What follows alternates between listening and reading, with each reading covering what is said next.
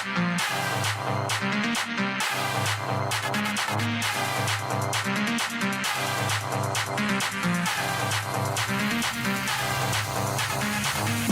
in my nose, there got rose in my cup though. Started climbing my own shit, got me locked in on cup though. Cocaine in my nose, there got rose in my cup though. Started climbing my own shit, got me locked in on cup though.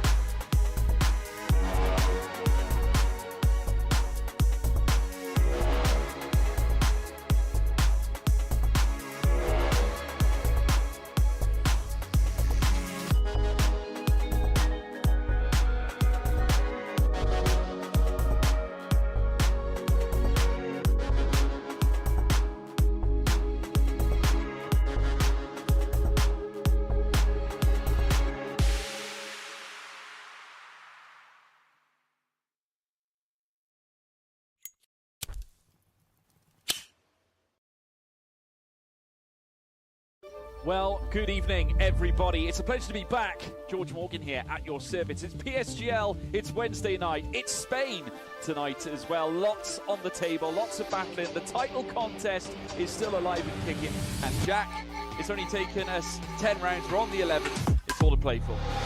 Podium goes on the inside and takes the lead on the final lap of the race. Now it's side by side between Borman and Warner, but Borman's got the inside.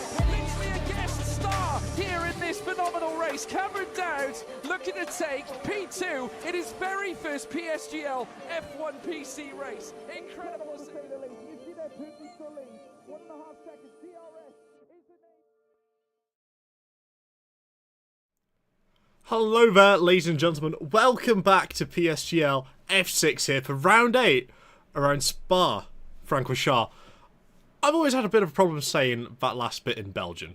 But luckily for me, I've got a lovely gentleman who's decided to dedicate his Thursday night here to come and teach me a bit of Belgian. Now, although he might not necessarily be Belgian himself, he's Dutch. But his mother is from Belgium, and he was born in Belgium. We've got Red Bull's own Max Verstappen with us here today, as you can see. He's having a little wave. He's got a little bit of a problem with his microphone at the minute, so he's having a bit of a tough time talking. But, hi everyone. Hi, it's Max. How's it going? You sound awfully British, Max. Yeah, I've got a cold. But I flew all the way from Monza to here to stream and be with Josh, my good friend. Appreciate that, bestie, but I'm not really sure. I can't remember how we met. Oh, your friend, Alex put us in touch. Oh, he's a big Rebel fan, and I've heard you're the same. Quite the opposite, Max. When you signed in for Ferrari? That's a tricky question. I don't think you're Max Verstappen. No, what do you mean I'm Max? Look, Super Max. Take Max, your hood Max, off. Hood off. Hood off. What do you mean? Get that hood off. I knew it was you, Alex! Stop playing with me, mate. Stop playing with me. Sorry, guys. I'm not really Max. You just killed the mood. Imagine how Sparky and Dustin are going to feel. They've been carrying the Red Bull team in F6 so far this season. Obviously, I just got excited, alright? It's Belgium. It's technically Max's home away from home. I mean, that's true. That is, a good shout to be able to say that Spa is probably one of the most well-known circuits in the world, if not the most well-known circuit in the world, especially within the Formula discipline, especially within F1 as well, because we've seen a good fair share of its history around here. I mean, looking back through history, you got the likes of Michael Schumacher, who basically made this his home away from home. And then you got Ayrton Senna getting believe it was 6 wins in total and 5 on the bounce. I think so, yeah. And then you've even got Kimi as well, who chimes in with, I believe it's 4 wins here? Yeah, I think it's 4 with Kimi, because Kimi also loved this circuit. His last victory here in Formula 1 was 2009 in the Ferrari. In that Ferrari. In that Ferrari. Yes. Yes, he beat Giancarlo Fisichella, who was in a Force India that day. Force India taking their first pole in Formula 1 history. Not their last, but their first pole in Formula 1. I think it might have been Force India's last. Well, no, because technically Racing Point is Force India. Oh, brother, come off it. So technically Lance Stroll also has a pole position for them. In that sense, Alpine have won a couple world titles already. Well, they are with technically Benetton. Renault. Mate, no chance. Would you count Red Bull as Jaguar? Oh, judging by the way you're going, yes.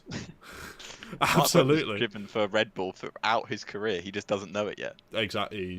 He's blissfully unaware, let's say. He had a Let's little, hope so. little holiday in a slightly BMW liveried colour. Yes. But came back to where it all started, back in the Jag. Oh yeah, I forgot you drive for BMW. He did. Yeah, I always forget that fact. It's a little fact which quite often slips our mind. Yeah. But something else which probably also slips our mind occasionally is the fact that this isn't a team championship. This is certainly a driver-heavy championship, as we're going to swap over now to be able to see how close this battle has got. Obviously, you've got the custom point allocation up in the top right, and we can see that Sparky is only 8 points behind Napadovsky now. And even with a DNF, Dustin is only 25 points behind his teammate. Where obviously we had a few incidents. We had a few moments of, let's say, a few laps of judgment. Excellent race, an excellent final podium, and I expect nothing but the same from Belgium. We had a bit of sprinkling of rain last time in Imola, and every time we've gone to the Belgian Grand Prix in recent years, we've had a lot of rain. Yeah, it's its own little microclimate in the really hills is, of yeah. Yarden Forest. Due to the pressure there in the air, it just causes such drastic weather condition changes. But as we can see on the constructors' side, although it's not necessarily as important, we can still see Alpine lead the way. But it does have to go to say that it feels like there's only one horse carrying the Alpine team at the minute. It does rather, yeah. But to be honest with you, say that, but Napadovsky's had some bad weekends. Yeah, I mean, back-to-back bad weekends. But Japan wasn't good for him, and neither was Imola was his worst weekend by a country mile. yes, and to think that his worst weekend still P7 and still getting some points as well, that's quite a tremendous feat.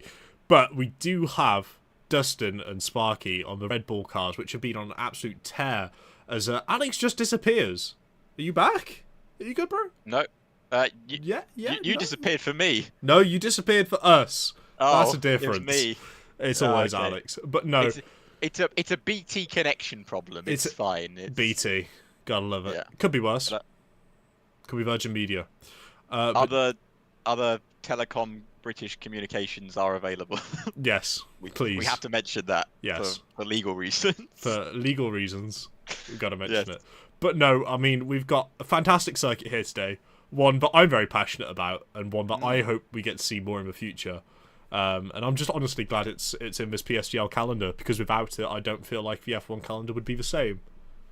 No, and unfortunately, I feel like this is one of the circuits that we possibly could lose in the next couple of years, with countries willing to pay more than this historical track is. It's stuff like this, Monaco, which I know people hate on, but I quite enjoy a race around Monaco. Especially, I love a qualifying session around Monaco. So I see your face. I see you judging me. Yeah, By my saying I like Monaco. A little bit. But 16 drivers here for qualifying. Yes. Only one session, a short qualifying session, and we're going to see 16 of the best drivers in PSGL. Let's be honest; these are the 16 best drivers we have to offer. These are the best ones. These are the fun ones.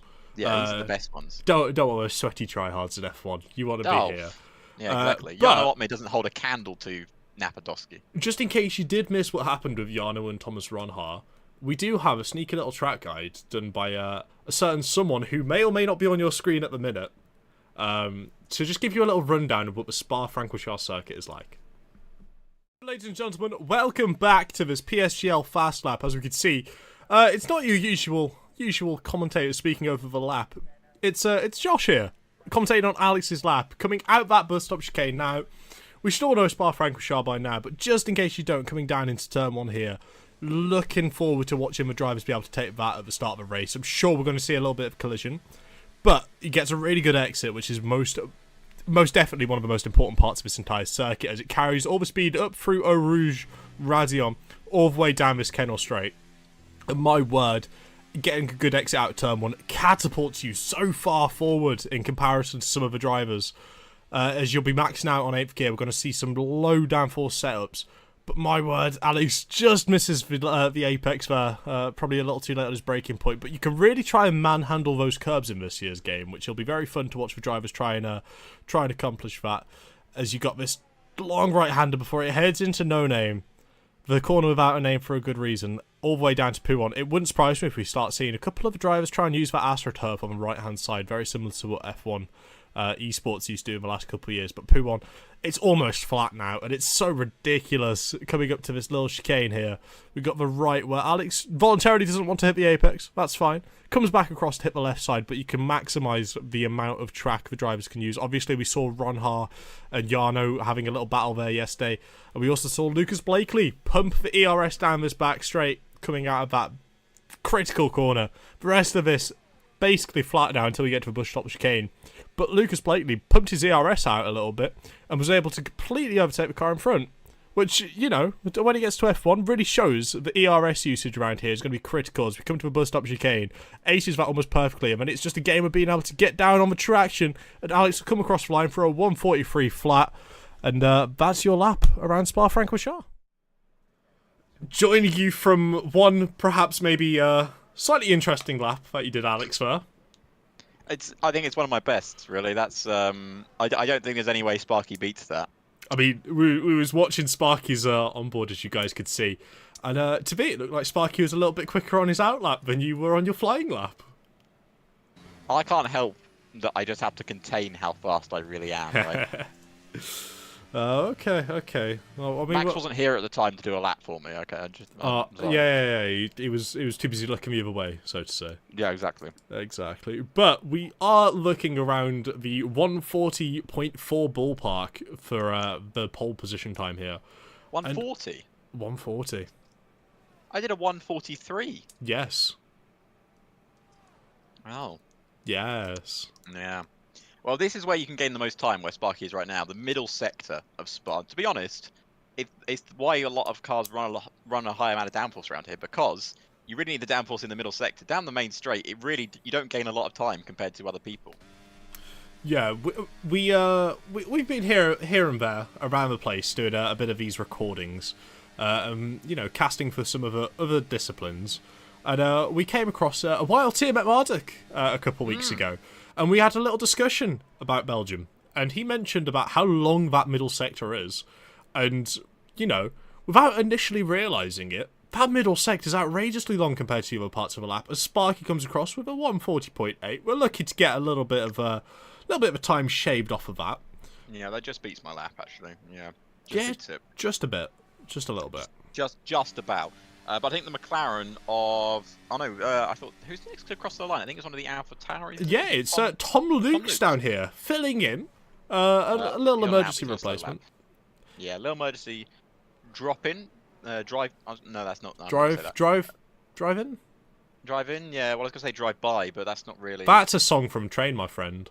Yeah, it is. It's a great song, but... Does a 1:55.4, but obviously that's not a competitive lap time. I imagine he's made a mistake on his lap early on, has backed off and allowed himself to try again, but that didn't look so smooth through turn 1. I'll tell you what as well, we do have Napadovsky coming across with a 140.8, so we can expect these lap times to trickle down as Oski decides maybe it's best for him to come back in the pits and have a little breather, as we've got the Aston Martin Acrylics once again showing up. He's shown up last week around Imola, absolutely out of nowhere. It was absolutely brilliant watching him really and put up a fight as Alex has a little memory lapse and tries to remember. Coming back. He did a good job. I remember that. But this is a man who's done a very good job all season. As said, 140.7. Yes, he got pole last week at Imola. He got the P2 Imola race. It was unfortunate he wasn't able to convert, but I'm interested to see what Seb's going to be able to do with this Aston Martin. Yeah, I think Fingers he told crossed. us. Did he tell us that he was confident around the circuit? I can't remember if we interviewed him at the end of last week. But some people saying they were looking forward to it. Some people saying they weren't. Obviously, we don't have any confirmation on what the weather is going to be like in the main race. Right now, it looks very sunny here in Spa-Francorchamps. It is, but as we've said about the microclimate, everything can change. But Exactly. I mean, some of the challenges that the drivers are going to have to face around the circuit, as Emil puts it into P5. You know, the tyres around here, they get absolutely rolled around on this circuit like God knows what. It's so difficult for the drivers, as you'll be able to see here. Look at the tyre stress going on there, going up through Eau Rouge. And that's another great example of the elevation change around the circuit. These drivers are practically sitting on the floor, and it's a bit like a roller coaster when you're so far down. If you try sitting on the floor right now and imagine what, you know, a 2 meter... If you look at maybe a roommate, a parent, a brother or a sister, and you look up and think about how quickly the drivers are accelerating to get up to that sort of height, going up through Radion Eau Rouge. Yeah. I mean, it's absolutely outrageous. Obviously, as someone that has driven cars outside, I've never, of course, driven a Formula 1 car. I've never been so lucky. But I can say there is no weirder feeling than driving at about 70 miles an hour on the floor. And these guys are doing about 170. So... It really makes me feel for if any of these drivers are doing it in VR. Bless them. Yeah, God. That's something I'd love to try. Do F1 in VR, but I imagine it would be quite... very strange, I would imagine, because they just like model a full-size F1 car and it's coming towards you Yes. very quickly. But here is the man of the hour. Didn't have a good weekend though, Ferrari, did they? No, he let me down. He let me down massively. He let me down. The Ferrari team. I got the shirt out. I was waving the flags.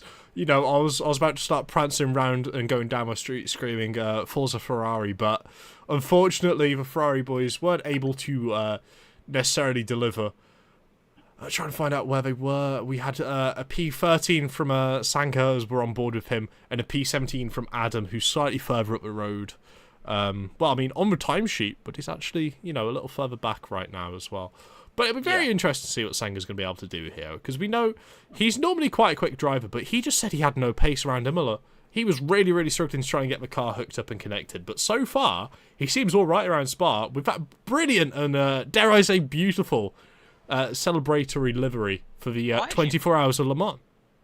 Yeah, no, is that not? That's the 24 hours win for the, obviously this being shown at the not the Emilia Romagna Grand Prix. That was last weekend at the Monza. Yes, Monza, in real life. In real life. But yeah, obviously to be fair, it's a shame that I don't know if the Alfa Romeo livery's been put in, because that is a spectacular livery. I do love the Ferrari one, but I think the Alfa Romeo one for me just pips it. I know you're a big Ferrari fan. Yes, but I mean, also speaking about Alfa Romeo, goodness Adam me. takes a slightly different line there, perhaps showing the crowd, Maldonado line. showing the crowd, you know, the new livery and how good it looks on that number 6 of a car. But speaking about Alfa Romeo, we do have a return this week. Oh, and From such a return we do have. It's the infamous return of the Austrian devil himself, El Puma. Of course, a served a qualifying ban for the actions he did in Austria, breaking numerous rules. But he's back. For how long? Only time will tell. So it'll be very interesting to see. But fingers crossed for El Puma. He's able to keep it on the track. He's able to retire in the pits if he necessarily needs to. And he's going to be able to, you know, really try and settle himself back into this championship and try and be able to recover some, you know, potential point opportunities that he's missed out on. The big one which comes to mind is, of course, Suzuka. Yeah, Suzuka was a big chance for points for a lot of teams because of how much stuff went on during Suzuka. But should we run on board with Oscar King? I'll take us through a lap. Absolutely. A lap in real life. But here we go, Oscar King down the main straight now into turn 1. Easy to lock the fronts and the rears into this corner as Oscar King goes a bit deep, but gets a decent exit out of the corner. It's so easy to get your traction down quickly down this back straight before some of the best corners in Formula 1 through Radion and then Eau Rouge, top of Eau Rouge, lovely set of corners. That's Radion actually. That's Radion actually, yes. Sorry, I knew I'd get them around the wrong way. Oscar King down the back straight, one of the longest straights on the calendar. into the heavy braking zone. Tricky rights, lefts, and back onto the right again. Gravel traps everywhere like the old school circuits used to have. Now, a downhill right-hander, again, so easy to lock up the tyres there. And then through one of my favourite corners, it's the corner with no name. Of course, it was going to be named after Jackie X, but Jackie X said, I don't want it, call it the no-name corner. And we are very glad it's still called the no-name corner. Through the flat left-hander, a few people in history have done that corner flat, Lewis Hamilton being one of them. Now through the twisty technical section here on Os Kings, looking very solid in this McLaren. Now, downhill braking zone once again, all the way back down to the ground. The elevation change around this circuit, as Josh said, is spectacular. And now you don't want to let off the throttle. You want to keep your foot planted to the floor until you reach the bus stop chicane. And it'd be such a nice thing to see some overtaking in this part of the track during the race, because it's such a satisfying thing to do. Heavy braking zone of the bus stop chicane. Take the first apex, take the second one, just kiss it gently, and then back on the power to cross the line. He sets a 1:41.2. And to me, that looked like an absolutely outstanding lap, and it's only just put in P9. Yeah, it looked great. It looked very smooth, and maybe he wants to go a bit more aggressive on the next lap, but for me, that looked like a great lap. But I think this man wants to do an even greater lap, because he's only in third place, and that's not where Napadowski sits.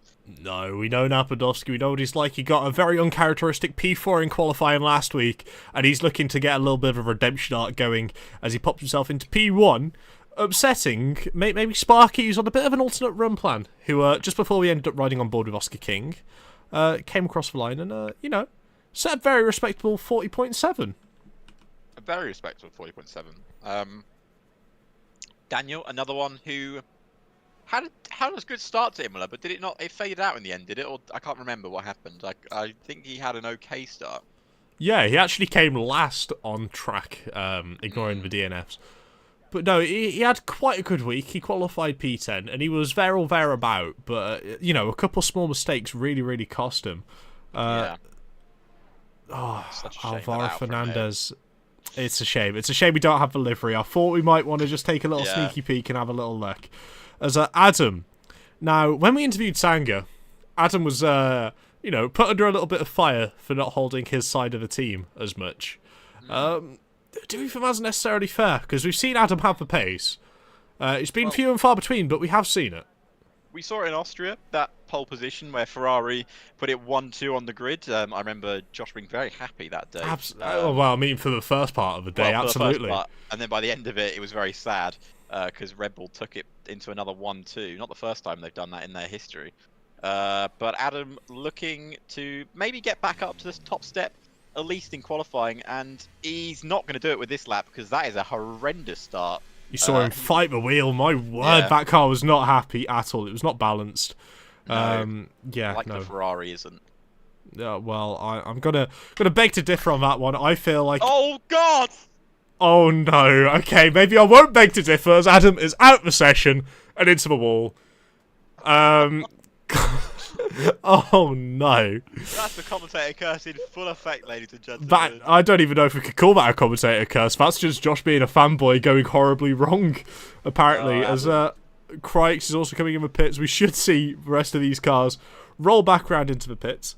Apart from maybe Tom Luke's here, who's 1.1 off the pace. Yes. I believe Lundell set his lap to get himself into a 40.6. And apparently Tom also set a lap, so he's decided to call it in there. And then it will come down to these Red Bull drivers. Sparky and, excuse me, where's the other Red Bull driver, Alex? There's no Red Bull teammate today. Sparky's on his own. No, he's a lone wolf this afternoon. Will he be able to prowl like the wildebeest in the savannah? Or will he just be a bison for the lions to eat up? At the Alpine outfit. Only time's going to be able to tell. That's deep. That really. That is really. That's some poetic commentary right there. Just in case you wondered why he was here in F6, it's because you got Shakespeare and Max Verstappen doing a commentary. What can I say? Yeah, Max is gone right now. He might come back later. Yeah. He said he might do the outro. Oh. If he feels up for it. But okay. We'll see. But yeah, so Sparky on his own today, unless obviously we have a late joiner. He might come in towards the end of qualifying. Some people do that. but Sparky, yes. So as we said, very much in the hunt for this world title, isn't he? Yes, absolutely. Only 8 points behind Napadovsky, but this will be a very crucial and pivotal point of this championship battle. Because, you know, we're over halfway now. We're on round 8 out of 12. So it'll be real... It's getting to the crunch hours. It's getting to the crunch rounds. Where Sparky's going to have to be able to come in and deliver consistently. And really try and mount a challenge onto the likes of Napadovsky. And also onto the likes of Lundell. Who's not necessarily up there immediately with a fight. But he's not far away. If he has a good couple of results in a row, Lundell could very much still be in this championship battle with the likes of Dustin, Sparky, and Napadovsky. So it'll be very interesting to see how that's going to unfold. But Sparky will just be starting his lap now in that beautifully coloured Red Bull. But I do have a little suggestion to make for that Red Bull garage. Last year in F3, they had a Red Bull liveried car. And I believe it was Dennis Hauger. And it was painted... a slightly brighter blue.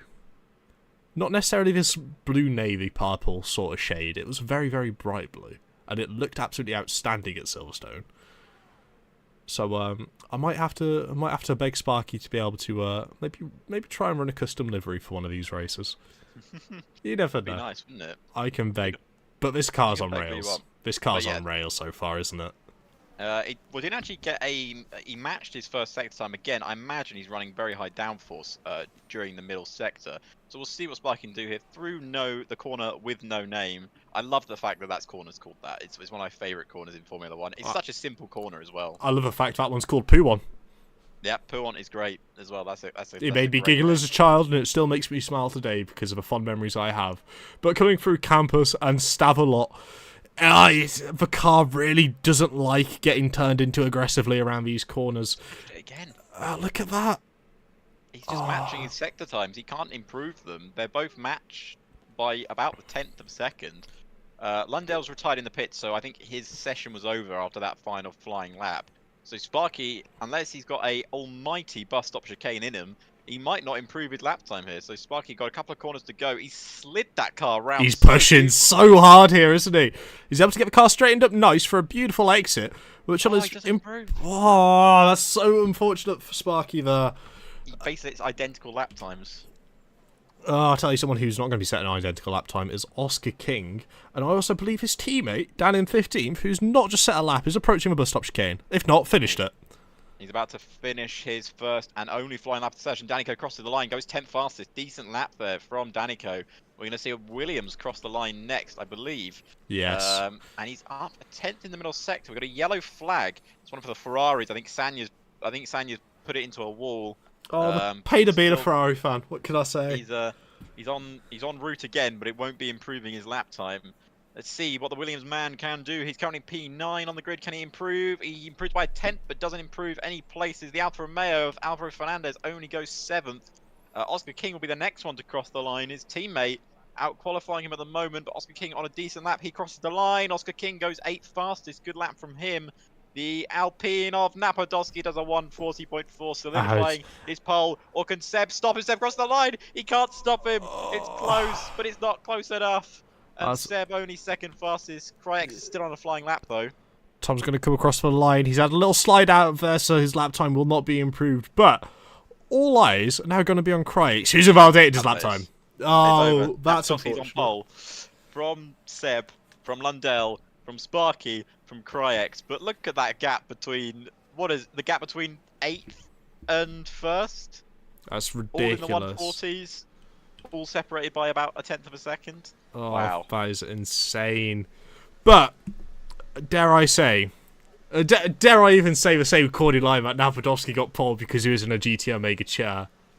I think you should. No, I won't. Because you guys, watching at home, should be relaxing in a GT Omega chair because it'll just make this stream so much better than it already is.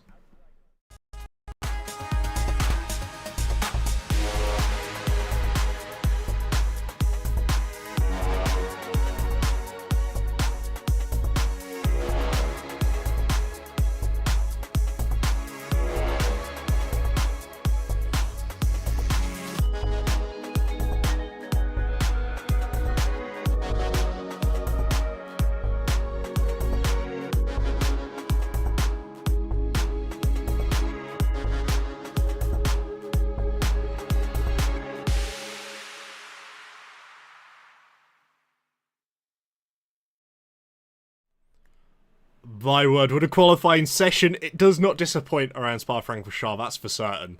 But we're going into the race now.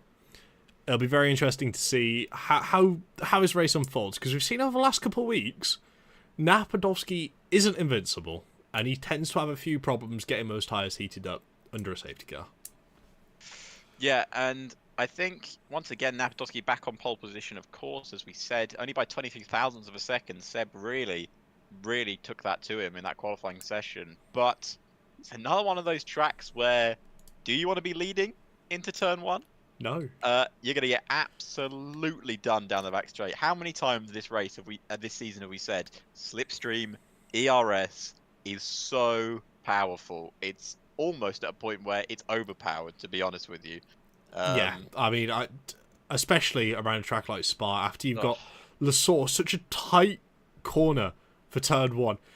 I wouldn't want to be the front half of a grid on the basis that someone behind me could just snatch a break. Well, I mean, we saw it at the weekend just gone with George Russell at Zandvoort.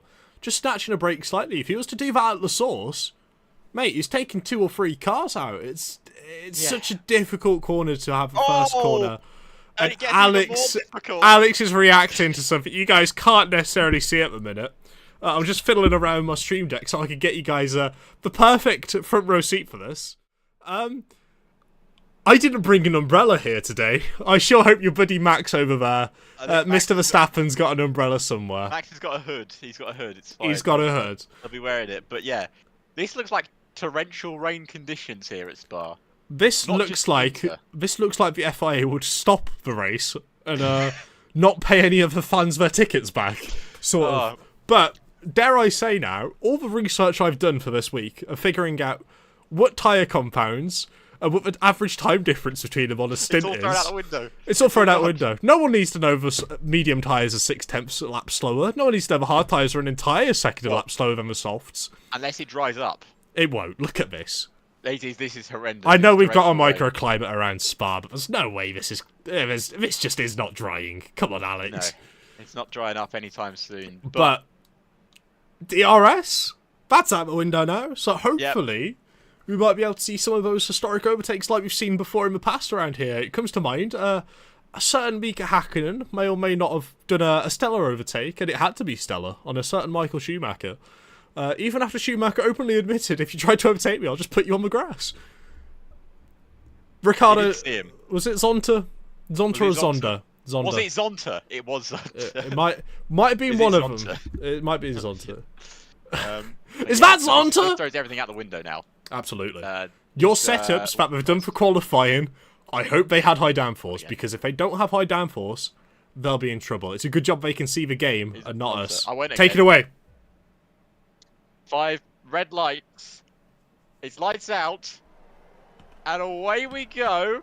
And we start the Belgian Grand Prix. It's a good start from Napadovsky as Seb looks to go around his outside here. Intermediate conditions are the name of the game. And Napadovsky leads us down the main straight here. Lundell's got a great start as our Lundell and Seb have to go wheel to wheel into a Rouge. Surely not!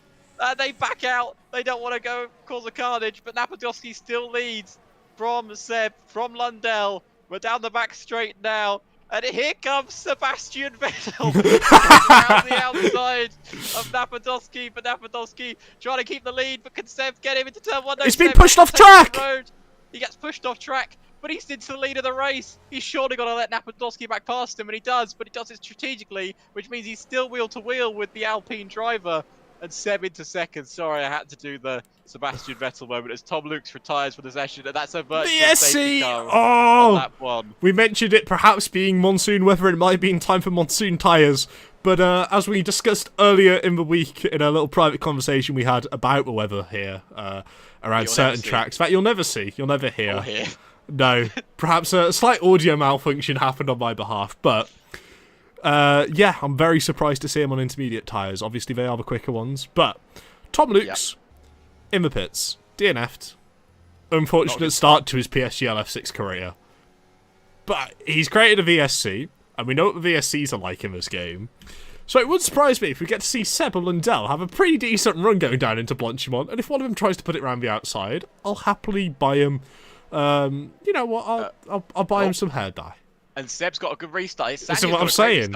Sanya's trying to go around the outside of a few cars there, and now into the bus stop chicane. Are we going to see anyone have a little dive? Anyone have a little move? Sanya's made another move on Crix.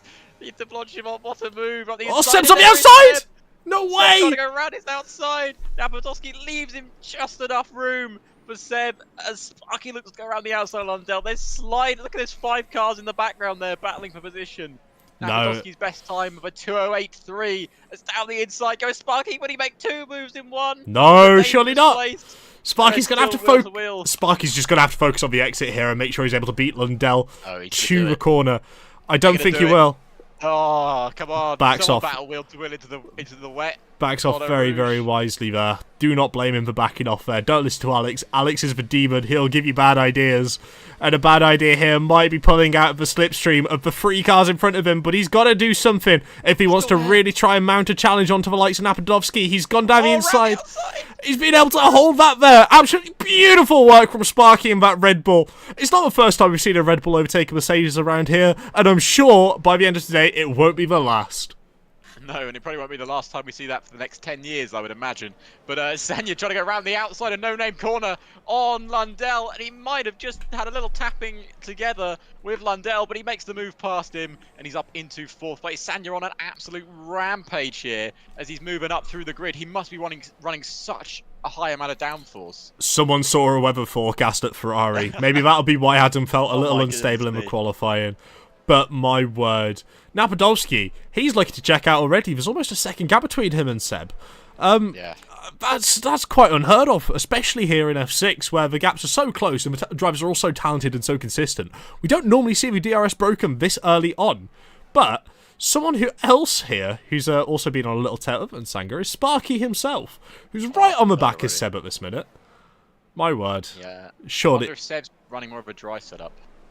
I mean, potentially, but then you got to think as well that Napadovsky must have been running one too as well. Daniel and Lundell are battling into the chicane. Daniel trying to go around the outside of Lundell. Lundell's just dropping back now. This is not going well for the Mercedes man. He started 3rd place and he's going to drop back. He's going to drop back another position. I thought we were going to see Crix try a move into turn 1 and nothing going there. But I think Sparky will think about a go on I was going to say Sebastian Vettel again, on Seb into turn 1. Maybe his second name is Vettel. That'd be quite the coincidence. Imagine Max Verstappen in the comms box, Sebastian Vettel on the racetrack. That'll be something I would love to watch. Something else I would love to watch here is another point of view here to be able to get the move that Crix is trying to pull off here on Lundell. Now, we know Lundell's an absolutely vicious overtaker, and he doesn't mind putting his car in certain positions. But there, it seemed like he was forced to put his car perhaps off of the track by Crix. Very aggressive overtake.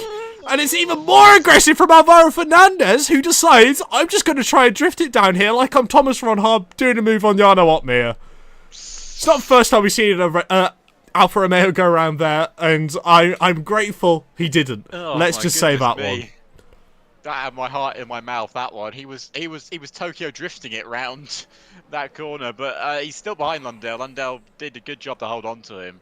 But yeah, Lundell's now down to 7th. There must be something going on with that Mercedes car. It's still raining here at Spa, I can tell you that for sure.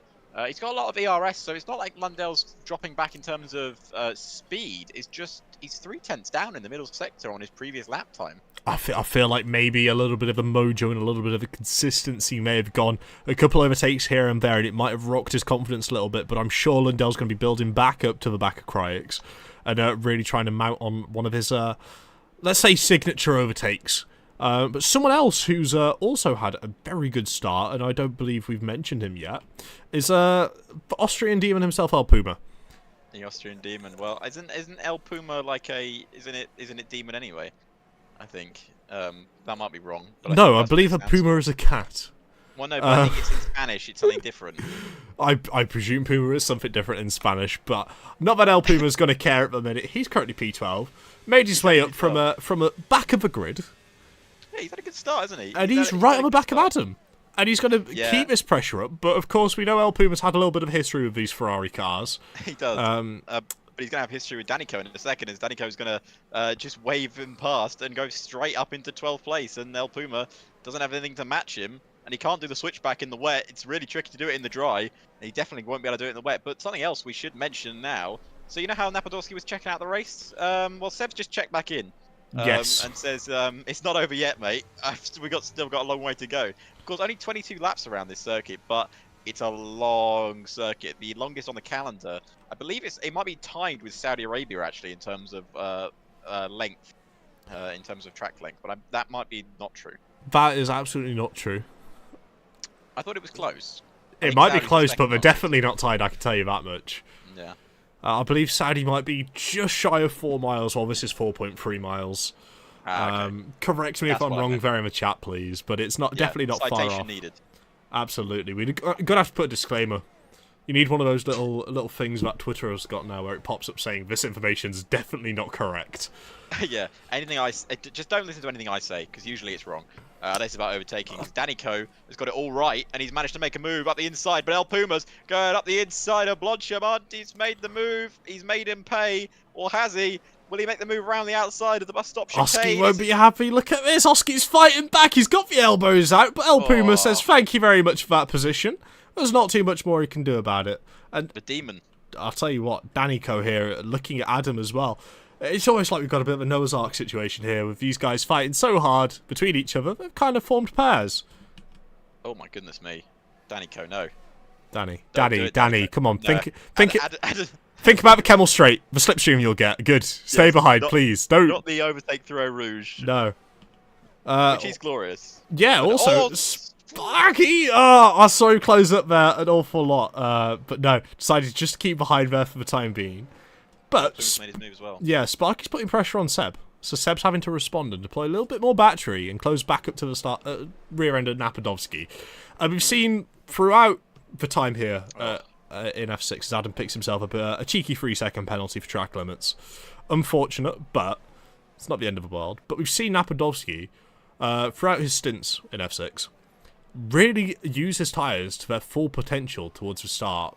But when it gets to the middle and the end stints of the tyres, they tend to fall off drastically. So perhaps we could see Seb trying to nurture his tyres a little bit more than Napadovsky and really try and just measure the gap until it comes time to pit and then hammer it and really go for a hammer time, let's say. Hammer time, yes.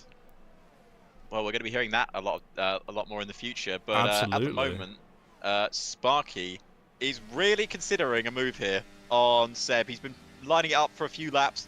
Little of ERS deployment, then instantly back off again. These drivers are so smart with their ERS deployment. Obviously, you see a lot of drivers maybe in the lower echelons of motorsport, maybe just use all their ERS. But obviously, as we mentioned last weekend, when your ERS gets below 10%, you are basically a sitting duck on any straight in anywhere. But Sparky, on the other hand, he said, you know what, I think I've got a chance here, and I think he's going to have a run down the Kemmel Straight now. With an opportunity to overtake, but Seb deploying there, and you can see Seb is still getting that effective slipstream from Napadovsky in front as Sparky loses the rear end mid corner. We actually saw Max do that in real life during the actual Belgian Grand Prix when it started to tip. Well, I said tip. It started to spit with rain at Belgium, but yeah, we've obviously seen a lot of wet races in real life this year. Which can be a bit boring because obviously a couple of years ago we were praying for wet races to excite things up, but now we're like, can we get a dry running at some point? I'd love to be able to see where the cars are roughly in a bit of dry condition, but someone who's not necessarily took to the rain too well at the start, Lundell, has crawled himself back up into P6, and he's going to be looking to close up to Daniel and perhaps get an overtake sorted on him slightly further down the line, maybe in 1 or 2 laps time. But Sparky, I mean, it goes without saying, you don't get so close to Napadovsky in the championship just by hanging around. No, he's got to make the move soon. He's really clearly got more pace than Seb does. As much as Seb's done the work, put it on the front row, and really held on to Napadovsky for a while, Sparky's got to make this move sooner or later, because otherwise it could just be an entire race behind the Aston Martin man. It is still raining here. I thought I saw the rain stop there. I wonder if it's got a bit lighter since the start of the race, but it's not stopping anytime soon. Once again, Sparky now pulls to the outside of the bus stop chicane. Is he going to force his way all the way around the outside? Seb leaves him just enough room, as they do have a little coming together there, but nothing major. You can see Sparky wants to get on with it now. He can see Napadovsky pulling away from him in front. As Oscar King and Alvaro Fernandez swap places as well, but we're watching the battle for P2 as it stands. Sanga is also in this fight as well. The fight for P2 at the moment. Right now, Napadovsky is cheering in that cockpit because he knows if the longer these guys fight, the longer he can pull away from the rest of the grid. But this is Sparky's chance. Sparky's one chance that he's been looking for quite some time. But you can see that Seb has deployed a lot of battery there. But Sparky will go up the inside of Seb, and he can't make the move. He stays behind him again. There's still no space for Sparky. Of course, you've got this historical, classical track where the cars used to be loads smaller than they are today by such a significant margin. It's quite often difficult to be able to find a position for your car to get an overtake done. But if you're going to want to do it anyway, it'll be the braking zone into Lacombe. It'll be perhaps a very late dive into Stavelot. But more than likely it'll be down into the bus stop chicane. So it'll be about Sparky waiting. And look at this here. This is what I mean. Oh, he's not going to dive up here. No one makes a move into this corner. Unless your name's Pierre Gasly. Sparky decided better of it. But look at how close he is. Personally, this will be my chance here, going down into Stavelot. We saw Lucas Blakely making a fantastic opportunistic move on Ron Harvey yesterday. But that'll come in time, as we can see Sparky's ERS here is already on 30%. He's deploying. He's trying to get past. But Sanya is right on the back, as you mentioned. Right there. Sparky, right there, these three. Sparky's going to be forced to make a move here on Seb. Sanya's going to make a move on both of them.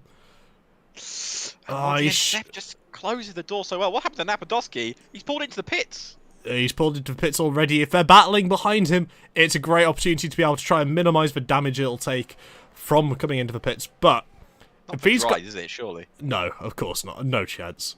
But if these guys just hold position a little bit and don't fight as much, and use each other's DRS, well, I would say DRS, but use the slipstream and battery, and really juggle it around, they could easily jump Napadovsky in his pit stop, regardless of how strong the undercut could be.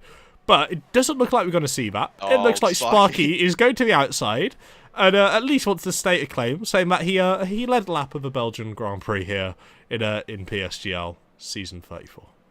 I think he wants to pull away. I don't think he just wants to lead. He knows how much faster he is than Seb, and he'll see that Napadovsky has pitted this lap.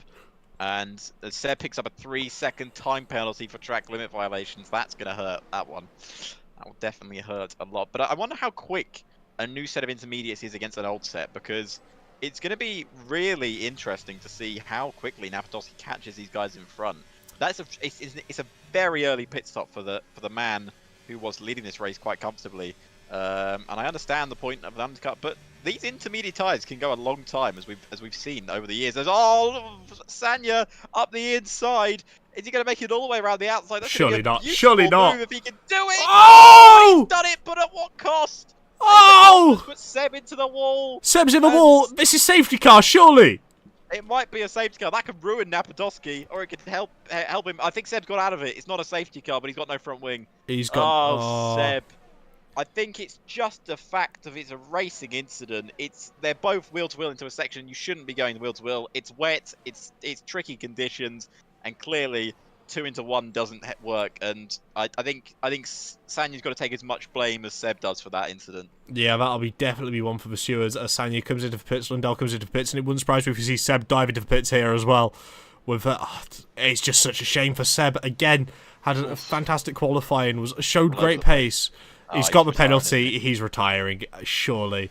Yeah, but that's it for Seb. It's unfortunate for Seb. A bit of a tragedy to lose such a great competitor so early into this race, only 9 laps in. But this does also bring up the mention that because Napadovsky's pit, could he potentially be going for a 2-stop?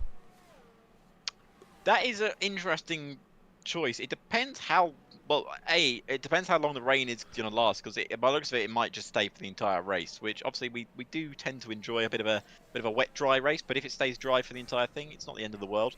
I think it'll be really interesting to see what he does. There is, of course, the legendary no-stop strategy. No. Absolutely not. I'm not encouraging it. Drivers do not do it. That's what I Please. try. Of course you would, but there's a reason you're not driving in this grid. It's because of little chances like that you decide to try and take. But as we're on board here with Sparky, we look to the timing sheet. Sanya's come out 4 seconds behind Napadovsky, and now Napadovsky's finding a little bit of traffic. Now, we know the Alpine cars aren't great when they're behind each other. We saw that last week with Napadovsky getting, let's just say, for a lack of a better word, stuck behind Patrick. Yes. Yeah. Well, he's stuck behind him again, isn't he? Again, it's not a team championship. He doesn't have to ask him to move out of the way, and I don't think he will move out of the way. I think that's going to be a tricky overtake for Napadovsky. As did Patrick close the door there on him? It looked rather like he did. Absolutely. Patrick shut the door. Didn't want anyone to do it. Completely shut the door. Well, Sparky's in the pit, so is Cryex. These guys, up the inside goes Napadovsky, and he makes his move stick. Obviously, these guys are going to be pulling into the pit lane now, so Napadovsky won't be losing any time. Danico stays out. Once again, he likes those strategies where he stays out. Sanya, how many positions is Sanya going to make here? Because he could get in front of Sparky, depending where Sparky comes out. I think Sanya DRS is enabled. Oh, dear. Is Danico... Is it another McLaren masterclass strategy? It's still raining here. Well, surely not.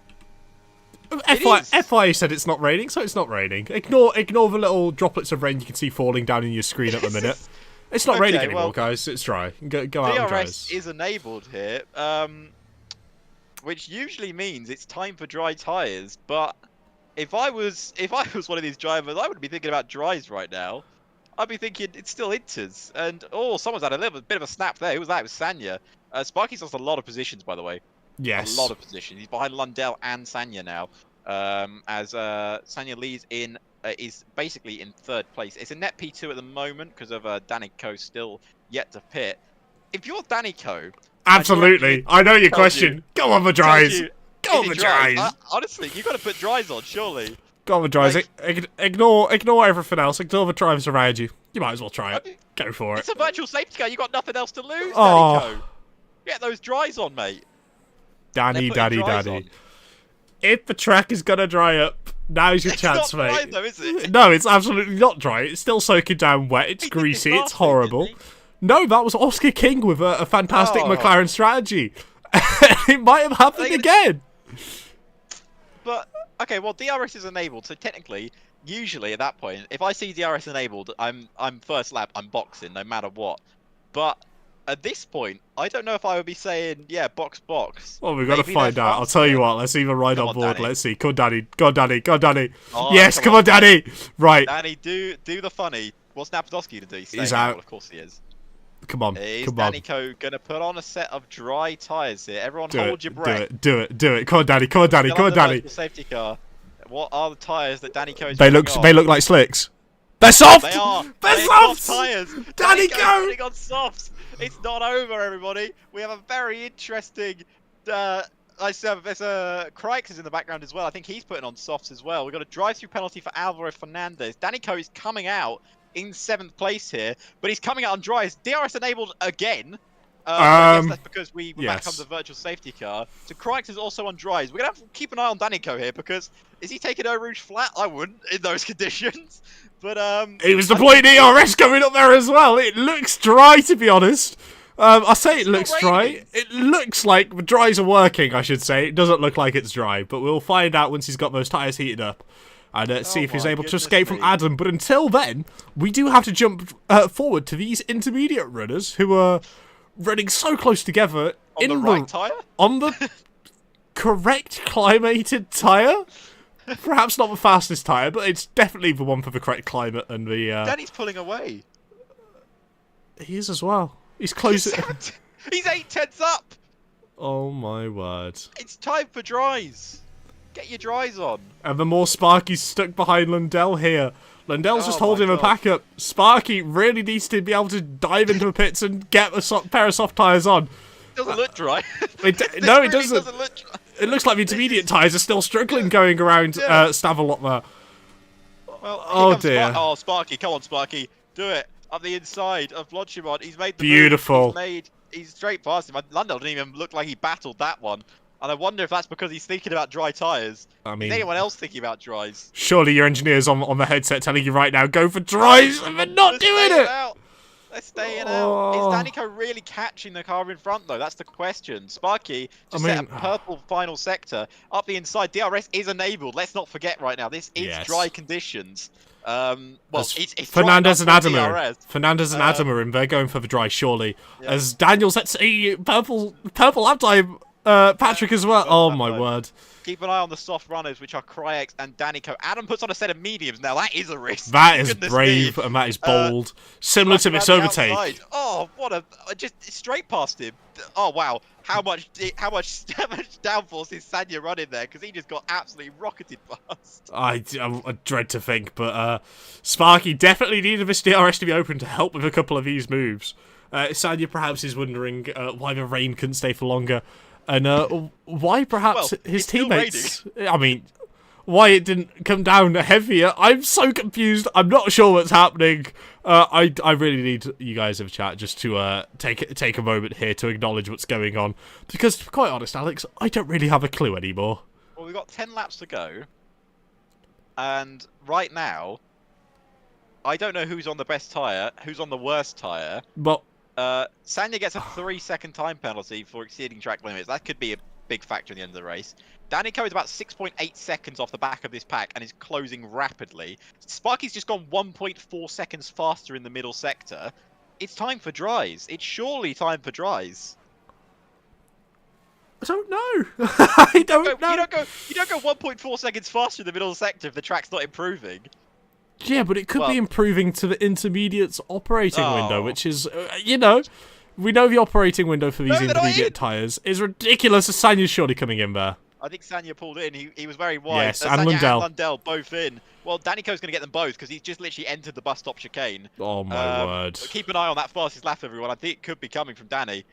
Danny crosses the line. It's not a fastest lap. I don't know what it was, but he's now running in 4th place, 6 seconds off of the lead. With a real opportunity as Sanya puts on mediums as well. That's such a risk. Oh, medium tyres. What's Danny's best lap? He's 0.6.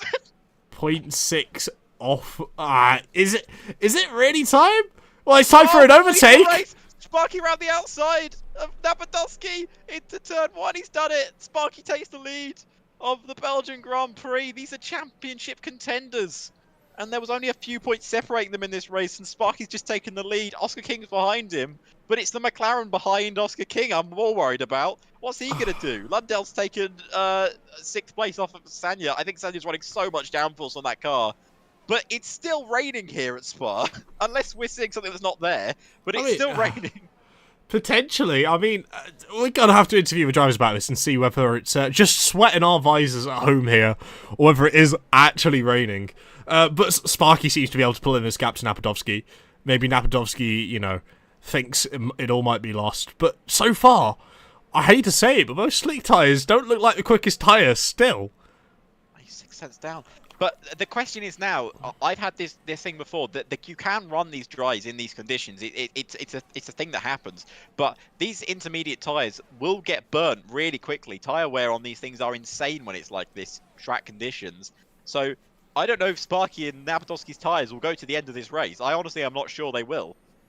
I mean, there's only one way to test it. Napadowski pulls in. It's Sparky now. Sparky has got to push for his life on this. You can see Danny Coe in the background there as well. He's not far away. Or is that Oscar King? That's Oscar King in second. Danny Coe's about to cross the line. Let's see what he can do. Still not purple. Lap time. Still not a purple lap time. But Napadowski does put on a set of slick tyres. Patrick follows him in. The only man who will be on the intermediate tyres is Sparky and Oscar King. Oh no, Patrick doesn't put pit. Patrick stays out. Patrick stayed out. Okay. Napadowski's got in front of him, so yeah, no, this is an insanely interesting thing now, because there is Danico. He's about 1 second off of the best time. I don't want to say anything as well, but that interval's grown. He's losing time. He's losing time to Oscar King. Has he gone back to like what, inters? Patrick is currently up in 5th place. He's just been overtaken by Lundell, who is on dries. This is a real interesting Grand Prix now, because everyone's got different strategies on. People got different tyres on. Napadowski is stuck behind his teammate again. They're on 2 different tyre compounds, so surely they'll have to swap their drivers around. I mean, surely you would think at an immediate glance they would swap the drivers around, but if intermediate tyres are quicker, Patrick could be able to keep him behind. We know there's a little bit of a pace difference between Napadovsky and Patrick. It doesn't take a genius to look at the standings and realise that. But Patrick seems to be so far being able to hold Napadovsky behind him. The thing is, the rain light is still on, which makes me think it's... Well, of course it's still raining, we can see it on the pictures, but whatever's going on right now is just weird. It's just weird, because some people are faster, some people are slower. Somehow those medium runners are going. There is Napadovsky just pulled out of the slipstream of Patrick, and it's easy overtake. Here comes Sanya on a set of mediums. Let's see how treacherous this is. Does he take it flat? He does. Easily Like flat as well. Flat on mediums. Will he dive up the inside here? And he is going to make the move. If Patrick's going to pit, he's going to have to move out of the way. He doesn't. It stays out. See, look how much those into the slide. Lundell sets the fastest lap on a set of soft tyres. It's a 150.2. But the gap's still building to the likes of Oscar and Sparky up at the front here. Those tyres will pop, though. I don't know. We know Sparky's a bit of a magician. We know he's a magician with any set of tyres. It'll be whether, perhaps he's going to have to be very careful. We mentioned before about the tyre management you need around Spa. You mentioned these intermediate tyres overheating in these sort of conditions drastically. So it'll be whether Sparky's able to really channel his inner Checo Perez to be able to try and recover some stuff as Serdar goes into the pits to retire. To try and not bring out a safety car, because I feel like that might be the last thing any of these drivers would need, because you'll have all the soft compound runners going over onto intermediates and all the intermediate runners going over onto soft compounds. I can see it happening now. I don't think you do.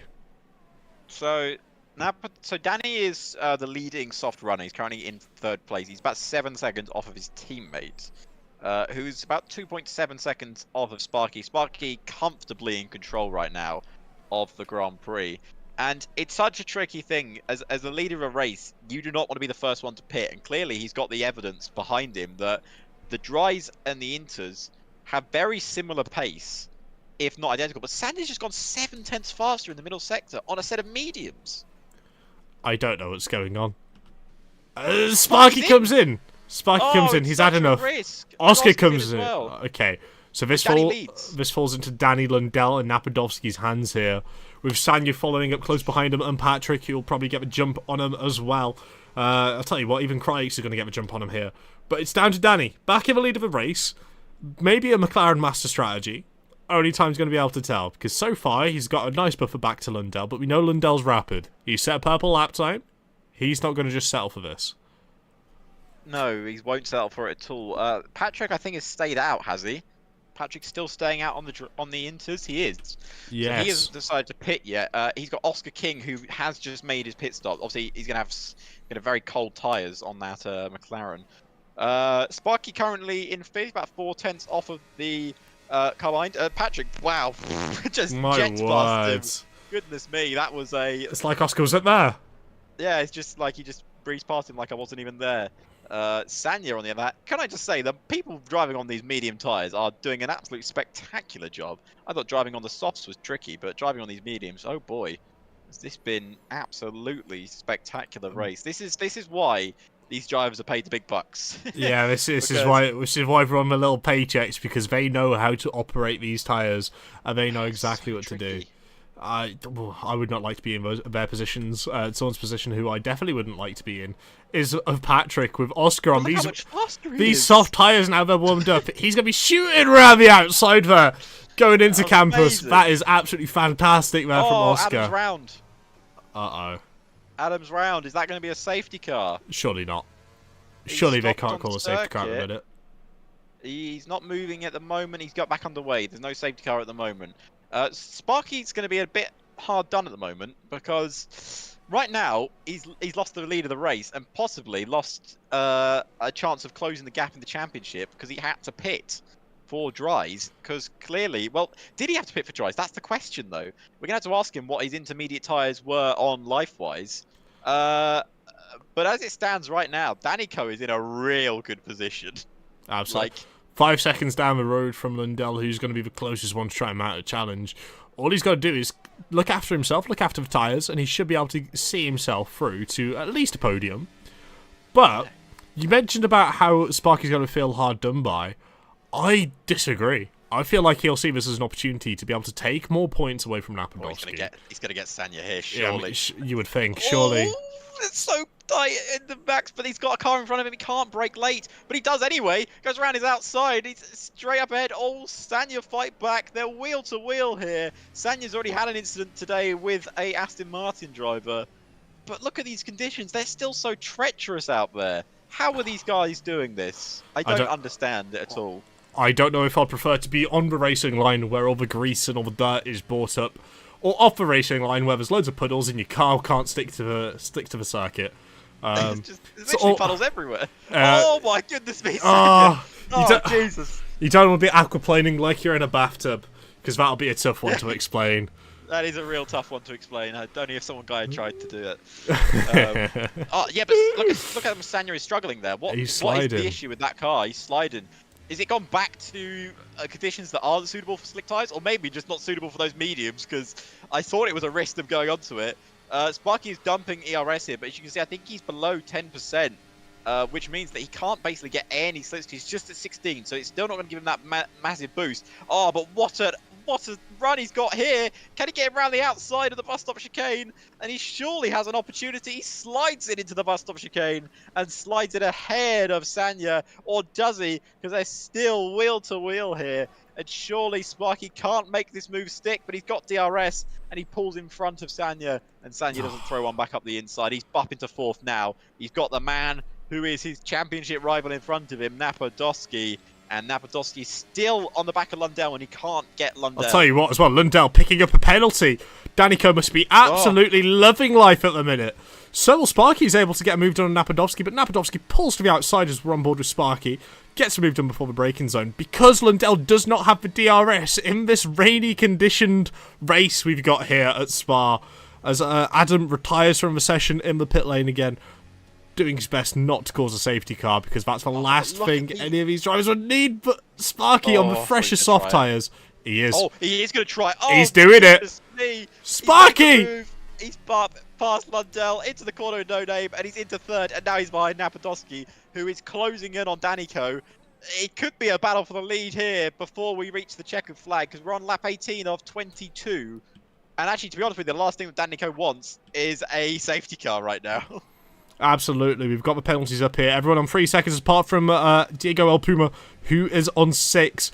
But Sparky will not care about penalties at the minute. He'll know he needed to get that track position to be able to really try and make it... What's Danico done? He's made 11 positions. Of course he has! He's... the McLaren Masterclass strategy, we saw it last week. They worked in Oscar's favour last week. Today they've shipped over to the other side of the garage to help Danny out. But I'll tell you what, Sparky doesn't need any help at the minute because he's on an absolute tear. Look at this! He's already right up to the back of Napadovsky, and Napadovsky can see Danico in front of him on the old soft compounded tyre, which must be screaming in pain, aquaplaning everywhere. But it doesn't matter. Sparky's right here, going to keep Napadovsky busy for a little bit. And we're going to get a championship battle with both championship contenders on track, in wet conditions, on dry tyres, here at round 8 in PSGL F6. Do not miss this. You will not want to be anywhere else. Because Sparky, going up a Rouge Radion, Napadovsky ended up having a slight mistake, caused him to go wide a little bit. Surely Sparky's going to get the run. He's got it. He's not even deploying the battery. Napadovsky, without the DRS, he's like a sitting duck at the minute. Sparky's going to come back across and get that move done before the braking zone of Lacom. Absolutely brilliant there from Sparky. Napadovsky sits back down into P3, but he's even looking vulnerable to the likes of Lundell behind. Yeah, and the likes of Oscar King as well, who's on the younger set of tyres in this train. Sanya's found a little pocket of space to try and go round the outside of the Mercedes man on those medium tyres as Lundell literally slides it round the corner with No Name. Oscar King can't go around the outside of that corner. He wasn't going to make it there. He backs out. But at the moment, I think Danico's dream is about to become unstuck because Sparky is slowly closing that gap at the front as we get to closer and closer to the climax of this Grand Prix. And you got to say, on the basis at the moment, Sparky's race to lose as it stands. I mean, you would think so, but all it takes is a slight penalty from Napadovsky, from Sparky, and all of a sudden Mr. blown back right open for Danny, as Lundell, again, struggling a little bit, it seems. Maybe it's due a tyre warm-up? I'm not too sure. We're going to have to do a little bit of research for that next week to find out what's really going on with Lundell in these races so far, because earlier in the season he was pulling off fantastic moves, but it just doesn't seem like he can get his tyres fired up at the minute. That gap at the front's not closed. No. Napadovsky is still with him here, and Danny's going to be absolutely joyful in that. I wonder if the tyres are going through a grading phase, and I think Danny's gone through it. I think Danny's already gone through his grading problems, and he's now just having a lovely old time. Napadovsky, on the other hand, says to Sparky, "Hey mate, do you fancy give me that position back?" And he's gonna have a run now. The championship leader versus the championship contender. Napadovsky straight round his outside. There's nothing Sparky can do about it. DRS is so powerful, and that actually closes the gap to the front to almost under a second, which means DRS will be enabled for Napadovsky on the next lap. It's under a second now, or Danny just keeping within it here. Sure. And it's so tight between the front two. It's the front three, to be honest. Technically, there's 5 cars battling for the win here. Yeah, anything can still happen in this Grand Prix. Potentially maybe the front 6, but Danny's surely going to have to take this moment to realise that he's either going to have to take the opportunity to really start backing him up before Blanchimont, try and force Napadovsky to go for an overtake going into the bus stop chicane so he can get the DRS down the Kemmel straight and go for a moving lake on.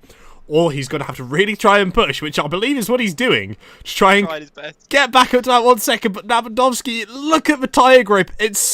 You can see by the delta constantly coming down. Napadovsky got so much more grip on those newer tyres, and Sparky's got even more than him. And this is just going to boil over into something fantastic here. I could already tell.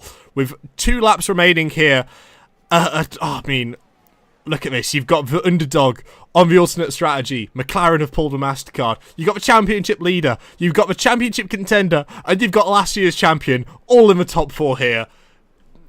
Oh, this is spicy. Sanya, what are you doing? Inside of Sparky. He's not waiting around at all. He saw a gap and went for it. And now, as we go to the penultimate lap of the Belgian Grand Prix, it's Danico who still leads from Napadovsky, not by any margin at all, as surely down the next straight is Napadovsky's opportunity to take what could be a lead that could even cement his lead at the World Championship. But up Eau Rouge into Radion, now down the Kemmel. He's got the battery. Surely Napadovsky has an opportunity. Are we going to see what we saw many years ago with Schumacher and Zolder? Napadovsky pulls to the right-hand side, and he stays in the lead. Danny's dream of a win comes crumbling down on lap 21, and now Sparky is behind Napadovsky once more. And I think Sanya's even having a go up the inside of Danny. Yeah. He is. Danny's dropping back, but at the moment he's still on that podium because of Sanya's time penalty. But now the McLaren of Oscar King goes round his outside. He's let his teammate through, and Oscar King still has the opportunity. Oh, Danny, you surely deserve more, my friend. Absolute rambunctious move there from Oscar King. I would not be happy if a teammate tried to pull that on me. Just tell him to go down the inside, save your pride. You tried something slightly different, and to be quite honest, it worked out tremendously. Until it got to such a late stage of the race. Perhaps if he went onto medium tyres, it could have served him a bit better. Or perhaps, time... I'm sure the engineers are going to have to sit and have a little look through this. But going 10 laps on a pair of soft tyres in optimal conditions is a bit of a difficult challenge. Surely the top 4. I know. The top 4. This is going to be close as Sparky is behind Napadovsky as we begin the final lap of the Belgian Grand Prix. And surely Sparky is absolutely joyful in the position he's in right now. Or I say that as Sanya has a little go up the inside of Sparky. Sparky's not going to be happy with that as he slides it round the corner, and they're into that battle. Napadovsky's dropped back even more because he wants DRS, and he's let Oscar King. You might have your wish too wide up a Rouge, maybe. Pushes the wall. That's so close. It's 4 wide as we head. Sanya gets struck in 3 seconds again as Oscar King's into the lead. It's a McLaren in the lead of the Belgian Grand Prix, but not the one we're expecting. Will it be 4 wide? Will it be Sparky? Will it be King? Will it be Napadovsky, who's on the grass again? Sparky retains the lead. Napadovsky, stay off the grass! Stay off the grass, Napadovsky. You can't make a move there. It's not the track limits. Oh, he's having to settle for P4. It's P4, or will it be P3? Because Sanya's got 6 seconds. Oh, who's round? Oscar! Oh, Oscar King! No! Oscar King's round. He's dropped Pap. What's happened? I think Napadovsky might have tagged him there. Oh no, it's all gone wrong again for Napadovsky, and Oscar King can't believe his eyes. But at the moment, it's still Sparky who will win this Grand Prix, but that last lap will have to be investigated by the stewards. Absolutely. I'm sure. I would not like to be a steward in the waiting room watching these reports flood in, because my word, we've seen a few very close calls today. We've seen some very dodgy driving. We've seen some drivers exploiting track limits. Lundell's got past Danny, as you mentioned. He'll see himself up into P4, but for how long, when these penalties come crashing down, we could very well see Danny still get a podium position here, which I think would be absolutely well-deserved from his race, because to me, he's been driver of the day, but someone who's not been a far shout off it has been what will presumably be our race winner as he comes through the final corner here. Sparky from the Red Bull Racing outfit grabs himself another win, making it back-to-back from Imola, round 7, to here in Spa for round 8. Danny does get a podium. He does! I knew it! Let's go! Danny does get on the podium, because Lundell had a time penalty and so did Sanya. He gets 3rd. Oh my word. Danny Coe, surely deserved of driver of the day by everyone watching, because that man deserves every applaudit. But what happened on that final lap? We had some brilliant racing. It was close. It was arguably too close at some points. But goodness me, Sparky wins it again. We'll get the top 3 in for interviews in a second. Oh my! Who's it? It's Sparky, Napadovsky, and Danny. Yes. Let's try and get those guys ready, as we're going to see the podium celebrations for those 3 drivers. Sparky halves the deficit to the lead of the championship. Now only 4 points. And looking forward to next week in Jeddah, I believe it is, for round 9. And then round 10 is going to be another Slipstream Fest of Mexico. So it'll be very interesting to see what's going to be cooking there. But that doesn't matter. He's done it. He drove in the intermediates in the wet conditions. He drove on the softs in the wet conditions. It doesn't phase our championship race winner, Sparky here, being able to put 2 on the board in a row. He's on some phenomenal form here in PSGL F6. But it'll be up to Napadovsky, his teammate Dustin, and Lundell to be able to try and remount a challenge here. Brilliant race from the likes of Oscar King as well. Unfortunate to not see himself upon the podium. Led the lap for a short period of, led the race, sorry, for a short period of time. Very, very unfortunate. But we'll run you through the order while Alex is trying to gather these beautiful drivers. We've got a full ET8 podium consisting of Sparky, Napadovsky, Danny Coe. Then P4 is Emil, P5's Sanga, P6 is Oscar King, P7's Daniel, P8 is Patrick, P9's Alvaro Fernandez, P10 is Oski, P11's Cryix, P12 is Alpuma, P13 is Adam, P14 is Serdar, P15 is Seb, another commiserate of what happened. Imagine if Seb was in that battle. And P16 for Tom Lukes. Very unfortunate for some of these drivers, but at the same time, my word, that was an absolutely brilliant race. But Josh, before we start our interviews, what can people sit down and enjoy before we start the interview section? Dare I say, I've just swapped it to us, because as you guys might be able to see, me and Alex aren't sitting very comfortably. Oh no, but what could make us more comfortable, Josh? I'll tell you exactly what could make us a little bit more comfortable. Is a GT Omega chair, brought to you by our sponsors for this championship, over at GT Omega.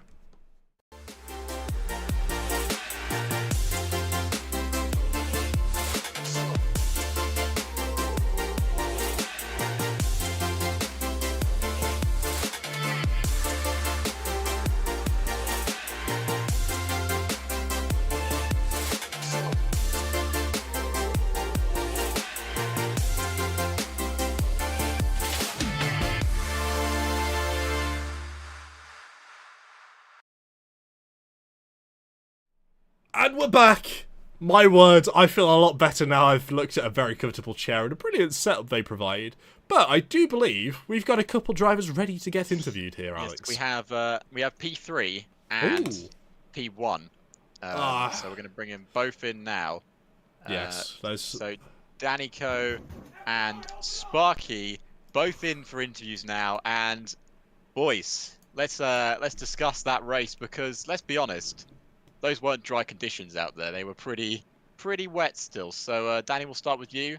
You were the first man to brave the dry tyre, and you were the one that almost capitalised on it, but you still get your podium finish. How was that race? Well, it was a tough one, to be honest. I don't know what to say. Danny needs a breather from that, because my words. What are these McLaren strategies you guys have been put on? Oscar had a phenomenal one around Imola, and you seem to have a phenomenal one today.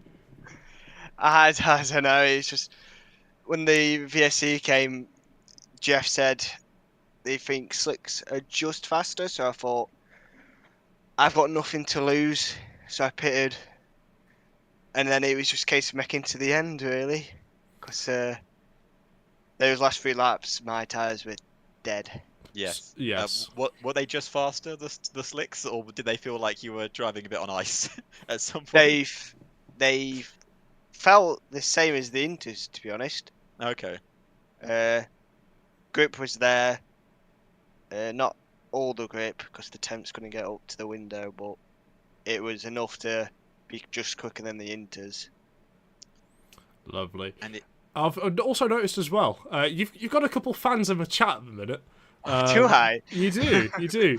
I'm not going to read his username, but you've got a couple fans in the chat. Is there anything you'd like to say to them, and any support you've been given?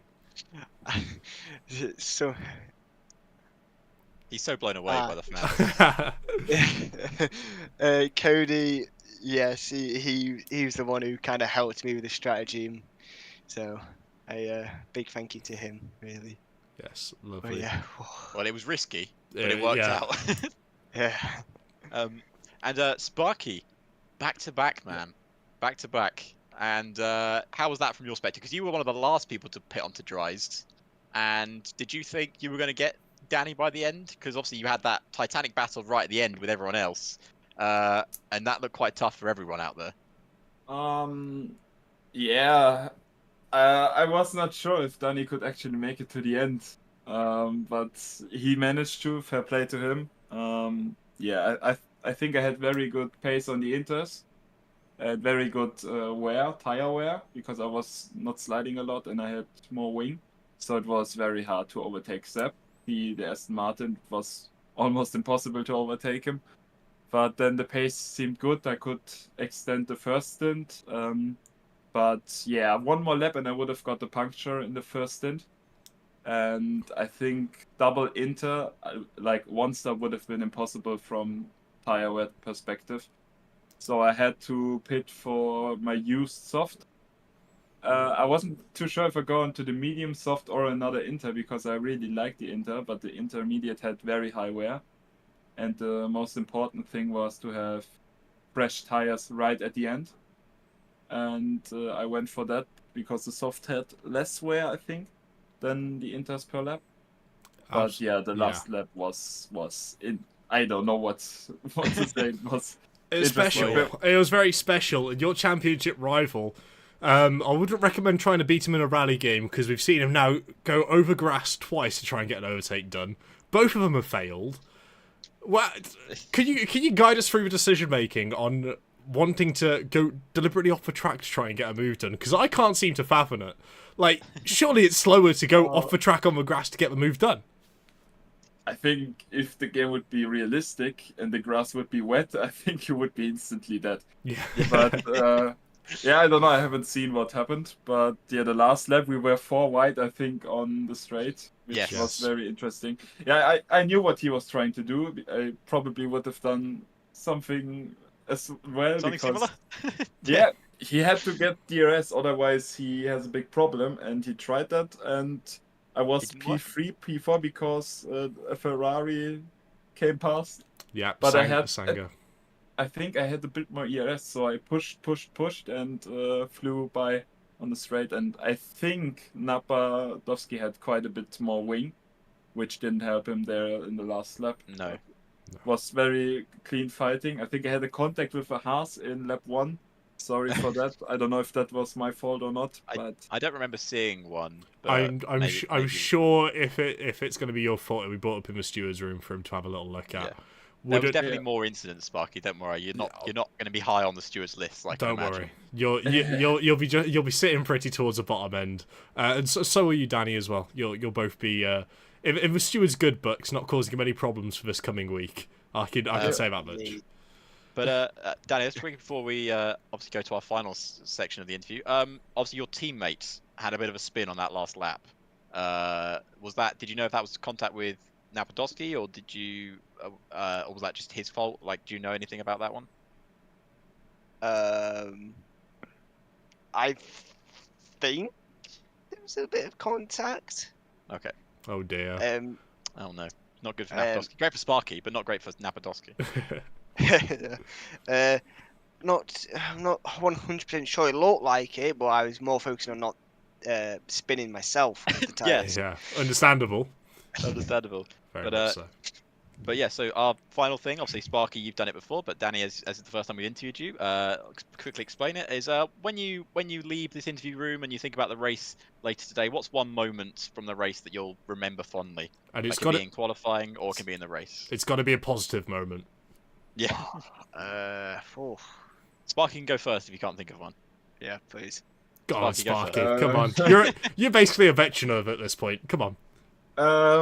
probably that we made the right calls at the end. I think that's something I take with me. I'm very happy with that we didn't do something silly. Also in the last lap, that I did the right decisions to come out on top in the fights, because it would have been so easy to spin someone or crash or get spun around myself. I think that's something positive. The one thing that shocked me was that the DRS was activated in the race when I came in for Inters, and I thought, well, now I am in for Inters. That's not good. We thought it was a little bit odd that the rain was still coming down, and the FIA just decided the rain doesn't exist anymore. And, I mean, it's in dry. real life, it would have been full wets and red flag, and Yes, No, exactly. Yeah. But yeah, I'm happy with the decisions. Again, keeping a cool head. I think that's important in this season, like the last few races. I think this grid is so close, you will always have these last lap fights for the lead because it's so close. So I think that's the most important thing, to be clean and do the best you can. But yeah, thanks for commentating. Absolutely. You're more than welcome. Thank you, Sparky. Danny, we're coming over to you. Positive moment from that race. Probably have to say pitting to the softs when I did, and then making it to the end of them. Yeah, that's very fair. You stretched those soft tyres way past what I was expecting you to. I thought you were going to have to come back in. But you stuck it out, you nurtured those tyres, you tried to get them into the window. They didn't want to get in the window, but you forced them to be able to make them last for that long. So, congratulations on your podium, Danny. Congratulations on your win, Sparky. But we'll have to ask, how do you guys feel about Jeddah? It's Jeddah next. Yes. Oh. Is that a concerning O from Danny? I haven't done it since WOR, so could be fun. Could be. Maybe a little rain, Danny, and you'll get lucky again. Yeah. We'll do a rain dance in the commentary box for you. Yeah. Please, Yes, please do. absolutely will. Sparky, what about you, mate? Not one of my favorite tracks, but Spa was also not one of my favorite tracks, so I think the important thing is to be consistent, and I try to make the most of the pace I have in Jeddah, but yeah, not one of my better ones. Expect safety cars and incidents. I'm sure they're going to be awry. Yeah, we had some wild races this season, but at least you have fun in the commentary box. Hey, yeah, it gives us more it gives us more entertainment, that's for sure. So keep it up, boys. We try. We'll try. All good. Yes. Other than that, I don't think I've got any more questions. Nope, I'm out of questions as well. Lovely. Thank you very much for joining us for the interview, Sparky and Danny. Wish you a lovely evening, and hopefully we'll be able to see you back here next week for another cheeky podium. Hopefully. Lovely. Thank you very much, guys. Thank you. Thank you. Cheers. Cheers, guys. Bye. Lovely blokes. Again. Lovely chaps. Who would have thought honestly. it? Who would have thought Obviously, it? we've interviewed Sparky a lot, but it's very nice to have Danny in here as well. Yes, So it was a little nervous, wasn't he? Bless him. Yeah, but he's here. He's you know, we try and make a lovely, friendly environment for everyone. Well, some of us do. Other people have Max Verstappen hiding in the closet. Yeah, no, unfortunately, Max isn't going to come back out again. He said that he said he can't come back. Oh, So what's he doing? Practicing for a Grand Prix? apparently he had to jet off to Monza. Weirdo. He said he's got his battle for 10. He told me, whatever that means. I don't know. Like, I don't think he's been doing that well this season, personally. But you know. Yeah. Well, I'm sure we could discuss that at a later date. But Yes.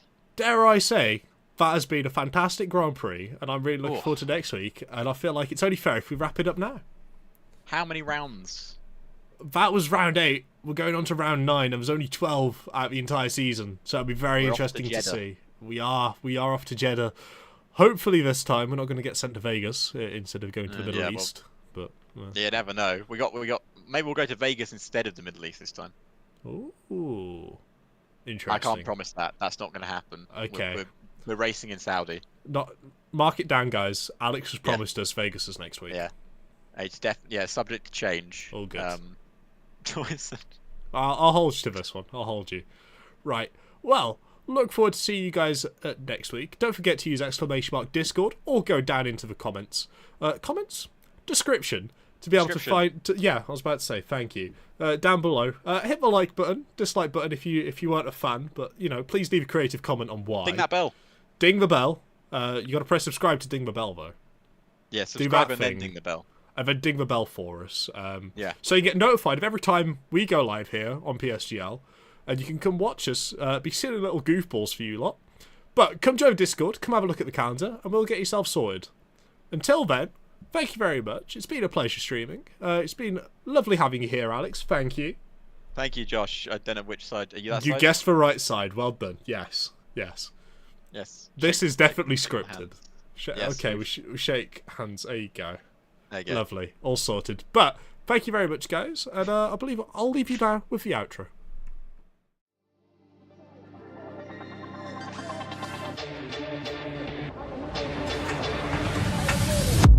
Desperately trying to hang on. He's got the inside off. Here he's through on the left-hand side. Hooks the apex, gets on the power nicely, and that is job done. Jarno Opmeer now to the last couple of corners now. His finest drive, his greatest drive, and he's done it at the Circuit of the Americas. He returns to the top step of the podium. Once again, the GOAT is back. Jarno Opmeer wins the US Grand Prix in a stunning Grand Prix.